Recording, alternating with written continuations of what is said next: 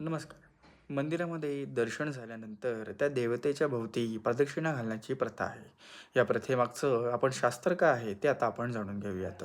भगवंताला वंदन केल्यानंतर आपण त्या मंदिराभोवती, त्या गाभाऱ्याभोवती प्रदक्षिणा करत असतो. याचं कारण काय आहे, की जेव्हा त्या मूर्तीची, त्या देवताची प्राणप्रतिष्ठा केली जाते, तेव्हा त्या ठिकाणी एक आध्यात्मिक ऊर्जा, एक सकारात्मक ऊर्जा निर्माण होते आणि तीच सकारात्मक ऊर्जा त्या मंदिराच्या, त्या गाभाऱ्याच्या चारी दिशांना असते. ही आध्यात्मिक आणि सकारात्मक ऊर्जा आपल्यामध्ये समाविष्ट करून घेण्याकरिता आणि देवताचा कृपा आशीर्वाद प्राप्त करून घेण्याकरिता आपण देवत्याभोवती, त्या गाभाऱ्याभोवती प्रदक्षिणाही घालत असतो.